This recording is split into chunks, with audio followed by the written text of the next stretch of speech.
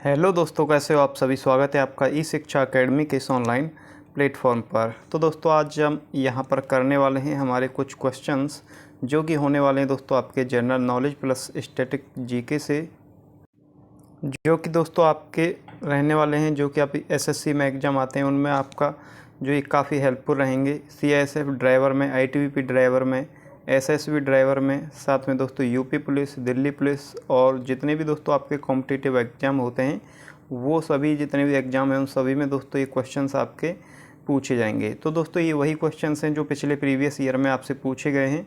तो उन्हीं क्वेश्चंस को देखते हुए ये जो है आपका दोस्तों तैयार किया गया है। तो चलिए दोस्तों स्टार्ट करते हैं। सबसे पहला क्वेश्चन है आपका कि निम्नलिखित में से कौन दुनिया का सबसे बड़ा महासागर है। ऑप्शन नंबर ए है आपका प्रशांत महासागर, ऑप्शन नंबर बी है आर्कटिक महासागर, ऑप्शन नंबर सी है हिंद महासागर, या फिर आपका ऑप्शन नंबर डी है अटलांटिका महासागर। तो इनमें से दोस्तों जो सबसे बड़ा महासागर है वो है दोस्तों आपका प्रशांत महासागर। कौन सा है दोस्तों? प्रशांत महासागर। अगर बात करें दोस्तों आपका सबसे गहरे की, तो सबसे गहरा जो महासागर है वो भी दोस्तों आपका प्रशांत महासागर ही है। नेक्स्ट अगर हम क्वेश्चन की बात करते हैं तो इसका करेक्ट आंसर था दोस्तों आपका प्रशांत महासागर। ऑप्शन नंबर 1 जो था वो आपका करेक्ट आंसर था। नेक्स्ट क्वेश्चन की बात करें तो नेक्स्ट क्वेश्चन है दोस्तों आप लोगों का कि कौन सी पर्वत श्रृंखला एशिया को यूरोप से अलग करती है। तो ऑप्शन नंबर ए है आपके पास एंडीज, ऑप्शन नंबर बी है हिमालय, ऑप्शन नंबर सी है आपके पास में कॉक्सिको, ऑप्शन नंबर डी है आपके पास में यूराल। तो दोस्तों जो एशिया को यूरोप से अलग करती है वो है दोस्तों आपकी कौन सी? यूराल। कौन सी है दोस्तों? यूराल। ऑप्शन नंबर 4 जो है वो करेक्ट आंसर हो जाएगा। अगर बात करते हैं दोस्तों एंडीज की, तो एंडीज पर्वत जो है वो दुनिया की सबसे लंबी महाद्वीपीय पर्वत श्रृंखला है। अगर बात करते हैं दोस्तों हिमालय की, तो जो हिमालय है वो एशिया की एक पर्वत श्रृंखला और पृथ्वी की सबसे ऊंची पर्वत श्रृंखला है। तो इसका करेक्ट आंसर है दोस्तों आपका क्या? Option number 4 Ural. नेक्स्ट अगर हम क्वेश्चन की बात करते हैं तो नेक्स्ट क्वेश्चन है दोस्तों आपका, अगर यहाँ पे पहले ये देखेंगे दोस्तों आपका, जो कि एक सेकेंड मैं इसको कंप्लीट कर देता हूँ। ये है दोस्तों आपका यूरोप। क्या है दोस्तों? ये है यूरोप और ये है एशिया। और उसके बाद में ये है दोस्तों आपका यूराल। क्या है दोस्तों? यूराल माउंटेन, जो एशिया को और यूरोप को दोनों को दोस्तों आपका अलग करता है। तो ये था दोस्तों आपका क्वेश्चन। नेक्स्ट क्वेश्चन की अगर हम तरफ चलते हैं तो नेक्स्ट क्वेश्चन है आपका दोस्तों 2011 की जनगणना के अनुसार निम्नलिखित में से भारत का दूसरा सबसे अधिक जनसंख्या वाला राज्य कौन सा था। ऑप्शन नंबर ए है महाराष्ट्र, ऑप्शन नंबर बी है Uttar Pradesh, option number C है आपका पश्चिमी बंगाल, या फिर ऑप्शन नंबर डी है आपका बिहार। तो 2011 में जो जनगणना हुई थी उसके अनुसार भारत का दूसरा सबसे अधिक जनसंख्या वाला जो राज्य था वो था आप लोगों का दोस्तों महाराष्ट्र। कौन सा था? महाराष्ट्र। अगर बात करते हैं सबसे ज़्यादा जो पहले नंबर पर जो जनसंख्या थी वो थी दोस्तों आपका किसकी? उत्तर प्रदेश की। किसकी थी दोस्तों? उत्तर प्रदेश की। उसके बाद दूसरे नंबर पर थी आपका दोस्तों किसकी थी? महाराष्ट्र की। और इसके साथ में दोस्तों अगर बात करते हैं सबसे कम जनसंख्या की, तो जो सबसे कम जनसंख्या थी वो थी आपकी दोस्तों सिक्किम की। किसकी थी दोस्तों? वो थी आपकी सिक्किम की। तो नेक्स्ट अगर हम क्वेश्चन की बात करते हैं, नेक्स्ट क्वेश्चन है दोस्तों आपका क्वेश्चन नंबर 4 कि एक ही खेत में लेकिन अलग अलग पंक्तियों में 2 या 2 से अधिक फसल उगाना क्या कहलाता है। ऑप्शन नंबर ए है फसल का चक्रीकरण, ऑप्शन नंबर बी है अंतर फसल, ऑप्शन नंबर सी है एकांतर फसल, या फिर ऑप्शन नंबर डी है आपका खरीफ फसल। तो दोस्तों जो एक ही खेत में लेकिन अलग अलग पंक्तियों में 2 अलग अलग फसल को उगाया जाता है उसको कहा जाता है दोस्तों आपका अंतर फसल। क्या कहा जाता है? अंतर क्रॉपिंग जो है इसको कहा जाता है। तो दोस्तों अगर बात करते हैं आपसे नेक्स्ट क्वेश्चन की, तो इसका जो आंसर था वो था दोस्तों आपका उत्तर जो 2 अंतर फसल। नेक्स्ट अगर हम क्वेश्चन की बात करते हैं तो नेक्स्ट क्वेश्चन है दोस्तों आपका क्वेश्चन नंबर 5 निम्नलिखित में से किस ग्रह का जो उपग्रह है वो नहीं है। ऑप्शन नंबर ए है पृथ्वी, ऑप्शन नंबर बी है मंगल, ऑप्शन नंबर सी है आपका दोस्तों बृहस्पति, या फिर ऑप्शन नंबर डी है आपका बुध। तो दोस्तों इनमें से जो ग्रह है जिसका उपग्रह नहीं है वो है दोस्तों आपका बुध। कौन सा है दोस्तों? बुध। बुध जो है उसका कोई भी उपग्रह नहीं है। इसके साथ में दोस्तों शुक्र और बुध दो ऐसे ग्रह हैं जिनकी परिक्रमा करने के लिए एक भी प्राकृतिक उपग्रह नहीं है। अगर बात करते हैं दोस्तों बुध की, तो बुध सौरमंडल का सबसे नज़दीक ग्रह और साथ में सबसे छोटा भी है। क्या है दोस्तों? ये सबसे नज़दीक और सबसे छोटा ग्रह जो है वो कौन सा है दोस्तों? वो है आपका बुध। तो इसका करेक्ट आंसर हो जाएगा, वो हो जाएगा दोस्तों आपका ऑप्शन नंबर 4 बुध। क्या होगा? बुध। नेक्स्ट अगर हम क्वेश्चन की बात करते हैं, क्वेश्चन नंबर आपका है दोस्तों 5। क्वेश्चन नंबर 6 है आपका दोस्तों, पनामा नहर किन दो महासागरों को जोड़ती है? ऑप्शन नंबर 1 है आपका हिंद महासागर और प्रशांत महासागर। ऑप्शन नंबर 2 है आपका हिंद महासागर और अटलांटिक महासागर। ऑप्शन नंबर 3 है अटलांटिक महासागर और प्रशांत महासागर। ऑप्शन नंबर 4 है आपका आर्कटिक महासागर और अटलांटिक महासागर। तो दोस्तों जो पनामा नहर है वो दोस्तों आपका जो अटलांटिक महासागर और प्रशांत महासागर है उन दोनों को जोड़ती है। कौन सा? यानी कि ऑप्शन नंबर 3 जो है वो आपका करेक्ट आंसर हो जाएगा। तो यहाँ पर देखेंगे दोस्तों आप, ये है आपका ये आपका दोस्तों आपका अटलांटिक हो गया, ये आपका पैसिफिक हो गया, और जो ये है दोस्तों ये वाला ये दोस्तों आपकी क्या है? ये है आपकी पनामा कैनाल। क्या है दोस्तों? ये है आपकी पनामा कैनाल। ये कौन सा हुआ? ये अटलांटिक हुआ, ये पैसिफिक हुआ, यानी कि ये हुआ आपका प्रशांत, और ये हुआ दोस्तों आपका अटलांटिक, और ये है आपकी दोस्तों क्या है? ये ऐसे जो जा रही है ये है आपकी दोस्तों पनामा कैनाल जो है वो है। तो ये किसको जोड़ती है दोस्तों? ये आपका अटलांटिक और पैसिफिक ओशियन जो है उन दोनों को जोड़ती है। तो इसका करेक्ट आंसर होगा आपका अटलांटिक महासागर और प्रशांत महासागर। नेक्स्ट अगर हम क्वेश्चन की बात करते हैं तो नेक्स्ट आपका क्वेश्चन है दोस्तों क्वेश्चन नंबर 7 कि जानवरों की रक्षा के लिए हमारी सरकार ने कुछ जंगलों को संरक्षित क्षेत्र बना दिया है, जिसमें से बाघों के लिए संरक्षित भाग जो है वो आपका कौन सा है? ऑप्शन नंबर ए है दोस्तों आपका जिम कॉर्बेट राष्ट्रीय उद्यान। ऑप्शन नंबर बी है आपका काजीरंगा राष्ट्रीय उद्यान। ऑप्शन नंबर सी है गिर राष्ट्रीय उद्यान, या फिर ऑप्शन नंबर डी है आपका ऊपर के सभी। तो इसमें से दोस्तों जो सरकार द्वारा जंगलों को संरक्षित क्षेत्र बनाया गया है वो बाघों के लिए जो संरक्षित है वो है आपका दोस्तों जिम कॉर्बेट राष्ट्रीय उद्यान। कौन सा है दोस्तों? जिम कॉर्बेट राष्ट्रीय उद्यान। ये कहाँ पे दोस्तों? ये आपका उत्तराखंड के नैनीताल में है। कहाँ पे है दोस्तों? उत्तराखंड के नैनीताल में जो है ये आपका दोस्तों है। ये कितने में है? तो ये दोस्तों आपका 520 वर्ग किलोमीटर में है। कितने में दोस्तों? 500 वर्ग मीटर। ये जो दोस्तों आपका 520 वर्ग किलोमीटर में फैला हुआ है। नेक्स्ट अगर हम क्वेश्चन की बात करें तो नेक्स्ट आपका जो क्वेश्चन है उससे पहले दोस्तों आप ये देखेंगे यहाँ पर कि अगर बात करते हैं हम लोग काजीरंगा राष्ट्रीय उद्यान की, तो जो काजीरंगा राष्ट्रीय उद्यान है ये दोस्तों आपका भारत के असम में है। कहाँ पर है दोस्तों? भारत के असम में। यह जो है दोस्तों जो एक सींग वाले गैंडे होते हैं, क्या दोस्तों? जो एक सींग वाले गैंडे होते हैं उनके लिए दोस्तों ये प्रसिद्ध है। किसके लिए दोस्तों? एक सींग वाले गैंडों के लिए जो है वो काजीरंगा है वो आपका है। यह विश्व धरोहर स्थल भी है। जो काजीरंगा है ये दोस्तों आपका विश्व धरोहर स्थल भी है। अगर बात करते हैं दोस्तों गिर राष्ट्रीय उद्यान की, तो गिर राष्ट्रीय उद्यान जो है ये दोस्तों गुजरात भारत में एक वन्य जीव अभ्यारण्य है। कहाँ पर दोस्तों? गुजरात में एक ये वन्य जीव उद्यान है। यह एशियाई शेरों के लिए प्रसिद्ध है। किसके लिए प्रसिद्ध है? ये आपका जो है दोस्तों एशियाई शेरों के लिए प्रसिद्ध है। नेक्स्ट अगर क्वेश्चन की बात करते हैं, क्वेश्चन नंबर 8 है दोस्तों आपका कर्क रेखा किस राज्य से होकर नहीं गुजरती है? त्रिपुरा ऑप्शन नंबर 1 है। ऑप्शन नंबर बी है राजस्थान। ऑप्शन नंबर 3 है आपका छत्तीसगढ़। ऑप्शन नंबर 4 है उड़ीसा। तो जो दोस्तों कर्क रेखा है वह दोस्तों आपके किस राज्य से होकर नहीं गुजरती? तो जो कर्क रेखा है वो आपका दोस्तों उड़ीसा जो है उड़ीसा से होकर के नहीं गुजरती। अगर बात करते हैं दोस्तों आपसे कर्क रेखा की, तो ये है दोस्तों आपका मैप, और ये है कर्क रेखा। कौन सी वाली? ये वाली आपकी दोस्तों कर्क रेखा है। ये क्या है दोस्तों? ये है कर्क रेखा। ये आपके राजस्थान से होकर गुजरती है, गुजरात से होकर गुजरती है, मध्य प्रदेश से होकर गुजरती है, छत्तीसगढ़ से होकर गुजरती है, आपका झारखंड से होकर गुजरती है, त्रिपुरा से होकर गुजरती है, वेस्ट बंगाल से होकर गुजरती है, और साथ में दोस्तों ये मिजोरम से होकर भी गुजरती है। तो इसमें से दोस्तों जो आपका उड़ीसा था उड़ीसा से होकर दोस्तों ये आपकी नहीं गुजरती है। नेक्स्ट आपसे बात करते हैं दोस्तों, क्वेश्चन नंबर आपका है 9।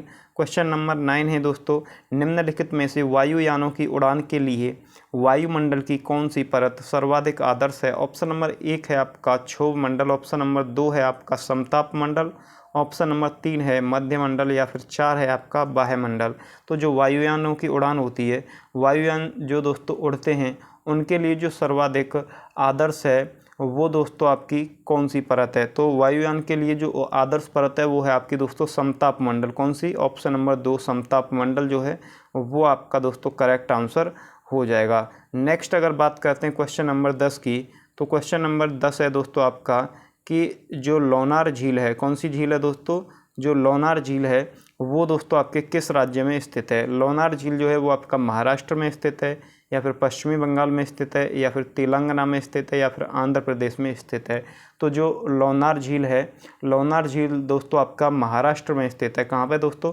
महाराष्ट्र में कौन सी जगह है? ये दोस्तों महाराष्ट्र के बुल्ढाका ज़िले के लोनार में स्थित है। अगर बात करते हैं दोस्तों पश्चिमी बंगाल की, तो पश्चिमी बंगाल में दोस्तों आपकी एक है सुभाष सरोवर। कौन सी है दोस्तों? एक है आपकी दोस्तों सुभाष सरोवर। उसके बाद में एक दोस्तों आपकी रविंद्र जो सरोवर है, कौन सी दोस्तों?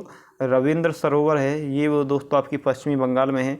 अगर बात करते हैं दोस्तों आपसे सेमुदी की, तो सुमेदु जो झील है वो भी आपकी दोस्तों पश्चिमी बंगाल में है। अगर बात करें दोस्तों आपसे तेलंगाना की, तो तेलंगाना में कौन कौन सी झील हैं? तो जो एक आपकी है दोस्तों हुसैन सागर। कौन सी झील? हुसैन सागर झील जो है वो आपके तेलंगाना में है। हिमालय सागर जो झील है, कौन सी? हिमालय सागर जो झील है वो आपके तेलंगाना में है। इसके बाद में दोस्तों जो समीर झील है, कौन सी दोस्तों? समीर झील है वो भी आपके तेलंगाना में है। इसके बाद में बात करते हैं अगर आंध्र प्रदेश की, तो आंध्र प्रदेश में कौन कौन सी झील हैं? कोल्लेरू झील जो है वो दोस्तों आपकी आंध्र प्रदेश में है। कौन सी दोस्तों? कोल्लेरू झील। इसके बाद में हिमालय सागर जो है वो दोस्तों आंध्र प्रदेश में, सॉरी, ये आपकी पुलिकट जो झील है, कौन सी दोस्तों? पुलिकट जो झील है, कौन सी? पुलिकट जो झील है वो दोस्तों आप लोगों की आंध्र प्रदेश में है। तो इसका करेक्ट आंसर होगा दोस्तों आपका महाराष्ट्र। कौन सा होगा? महाराष्ट्र। नेक्स्ट अगर हम क्वेश्चन की बात करते हैं, तो नेक्स्ट क्वेश्चन है दोस्तों आपका क्वेश्चन नंबर 11 है, अनुच्छेद 352 से संबंधित है। जो अनुच्छेद 352 है वो किससे संबंधित है? वित्तीय आपातकाल से है, राष्ट्रीय आपातकाल से है, राष्ट्रपति का महाभियोग, या फिर इनमें से कोई नहीं? तो जो 352 अनुच्छेद है वो दोस्तों आपका राष्ट्रीय आपातकाल से है। किससे है? राष्ट्रीय आपातकाल से। ये कैसे याद रखना है आपका? ये दोस्तों क्या है? 352, यानी कि आपका किसी से झगड़ा हो गया तो आपको क्या करना है? 3 से याद रखना है 3, क्या? 3, 5 से पंच, 2 से 2। तो या आप किसी में पंच दोगे तो क्यों दोगे? किसी आपातकाल में। किस में दोस्तों? किसी आपातकाल में।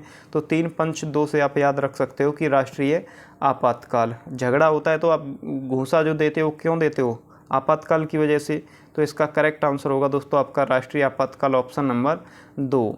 नेक्स्ट अगर हम क्वेश्चन की बात करते हैं, तो नेक्स्ट क्वेश्चन है दोस्तों आप लोगों का क्वेश्चन नंबर 12 है कि मौलिक कर्तव्यों को निम्नलिखित में से किस संविधान से लिया गया है?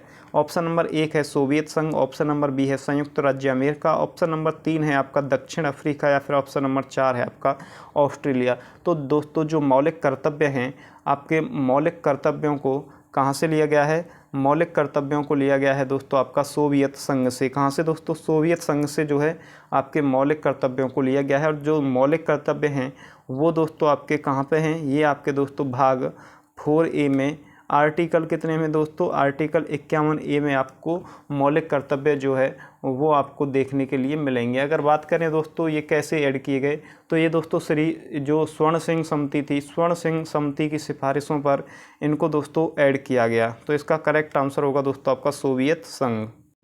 नेक्स्ट अगर हम क्वेश्चन की बात करते हैं, तो नेक्स्ट क्वेश्चन है दोस्तों आपका क्वेश्चन नंबर 13, जो प्रस्तावना में न्याय शब्द जो है क्या है दोस्तों? प्रस्तावना में न्याय का आदर्श सामाजिक, आर्थिक और राजनीतिक जो है वो कहाँ से लिया गया है? तो दोस्तों आपका ऑप्शन नंबर 1 है 1935 का भारत सरकार अधिनियम, ऑप्शन नंबर 2 है आपका रूसी क्रांति, ऑप्शन नंबर 3 है फ्रांसीसी क्रांति, या फिर ऑप्शन नंबर 4 है आपका आयरलैंड क्रांति। तो दोस्तों ये लिया गया है आपका कहाँ से? ये लिया गया है आपका रूसी क्रांति से। ऑप्शन नंबर 2 जो है वो आपका करेक्ट आंसर हो जाएगा। अगर बात करते हैं दोस्तों और आपके कहाँ से क्या लिया गया है, तो ये दोस्तों आपके पहले नंबर पर यहाँ देशों के नाम लिखे हैं और यहाँ से संविधान से जो लिया गया है वो लिखा गया है। अगर बात करते हैं दोस्तों आपसे रूस की, तो रूस से क्या लिया गया है, रूस से आपके मौलिक कर्तव्य लिए गए हैं। न्याय के आदर्श जो है वो आपके दोस्तों सामाजिक, आर्थिक और राजनीतिक जो हैं वो आपके रूस से लिए गए हैं, जो प्रस्तावना में व्यक्त किए गए हैं। नेक्स्ट अगर बात करते हैं दोस्तों आपका आयरलैंड की, तो आयरलैंड से क्या लिया गया है, आयरलैंड से दोस्तों राज्य के नीति निर्देशक सिद्धांत लिए गए हैं। आयरलैंड ने इनको कहाँ से लिया था, इन्होंने दोस्तों स्पेन से लिया था।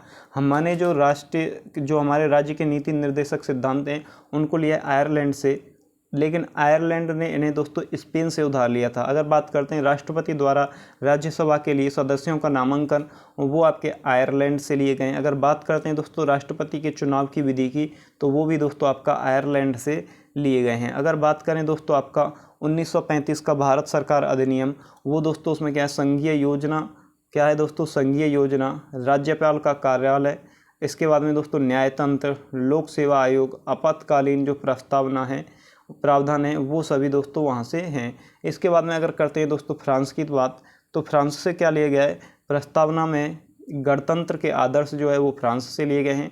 प्रस्तावना में स्वतंत्रता, समानता और बंधुत्व के जो आदर्श हैं वो आपके फ्रांस से लिए गए हैं। तो इसका जो करेक्ट आंसर था वो था दोस्तों क्या, रूसी क्रांति। क्या था दोस्तों, रूसी क्रांति। अगर बात करते हैं दोस्तों आपसे नेक्स्ट क्वेश्चन की, क्वेश्चन नंबर 14 है, भारतीय जो संविधान है, संविधान के 44वें संशोधन के बाद निम्नलिखित में से कौन सा एक मौलिक अधिकार नहीं रहा था। ऑप्शन नंबर 1 है स्वतंत्रता का अधिकार, ऑप्शन नंबर 2 है शोषण के विरुद्ध अधिकार, ऑप्शन नंबर 3 है आपका समानता का अधिकार, या फिर ऑप्शन नंबर 4 है संपत्ति का अधिकार। तो दोस्तों जो इसमें से संपत्ति का अधिकार है, कौन सा दोस्तों, संपत्ति का जो अधिकार है वो दोस्तों 44वां संविधान संशोधन, क्या दोस्तों, 44वां संविधान संशोधन जो है उसके बाद में दोस्तों इसको संविधान में जो आपका मौलिक कर्तव्य था इसको यहाँ से हटा दिया गया। नेक्स्ट अगर हम क्वेश्चन की बात करते हैं, तो नेक्स्ट आपका क्वेश्चन है दोस्तों कौन सा, भारत के संविधान के मूल जो दस्तावेज था वो किससे हस्तलिखित है, यानी कि भारतीय जो संविधान का मूल दस्तावेज द्वारा हस्तलिखित है। जो मूल संविधान का जो दस्तावेज है वो किसके द्वारा लिखा हुआ है, doctor Bhimrao Ambedkar, option number 1, option number 2 है आपका सरोजिनी नायडू, ऑप्शन नंबर 3 है दोस्तों आपका प्रेम बिहारी नारायण, ऑप्शन नंबर 4 है डॉक्टर राजेंद्र प्रसाद। तो दोस्तों जो संविधान का मूल जो दस्तावेज है वो आपका प्रेम बिहारी नारायण द्वारा लिखा गया है। किसके द्वारा, प्रेम बिहारी नारायण रायजादा द्वारा ये आपका दोस्तों हस्तलिखित है। तो दोस्तों इसकी कुछ महत्वपूर्ण बातें हैं और वो यहाँ पर हम देख लेते हैं दोस्तों, जो कि इस प्रकार हैं। जो भारत का मूल संविधान को प्रेम बिहारी नारायण के द्वारा सुंदर सुलेख में इटैलिक शैली में लिखा गया था। दोस्तों किस शैली में लिखा गया था, इटैलिक शैली में। प्रत्येक पृष्ठ को शांति निकेतन के कलाकारों द्वारा सुशोभित और सजाया गया था। हिंदी और अंग्रेजी में लिखी हुई भारतीय संविधान की मूल प्रतियों को भारत की संसद की लाइब्रेरी में विशेष हीलियम से भरे फाइलों में रखा जाता है। इसके बाद में क्या है दोस्तों, 448 लेखों और 12 अनुसूचियों और 25 भागों के साथ भारतीय संविधान को दुनिया के किसी भी संप्रभु देश से सबसे लंबा लिखित संविधान है। ये दोस्तों आपका जो हमारा संविधान है वो दोस्तों दुनिया का सबसे लंबा लिखित संविधान है। इसमें दोस्तों 448 लेख हैं, 12 अनुसूचियां हैं, 25 भाग हैं। इसी के साथ में दोस्तों बात करते हैं संविधान की पहली बैठक की। तो संविधान की जो पहली बैठक है वो आपकी 9 दिसंबर 1946 को हुई थी। इसके बाद में क्या हुआ कि अंतिम प्रारूप को बनने में, जो संविधान का अंतिम प्रारूप है, इसकी जो पहली बैठक हुई थी वो कब हुई थी, 9 दिसंबर 1946 को।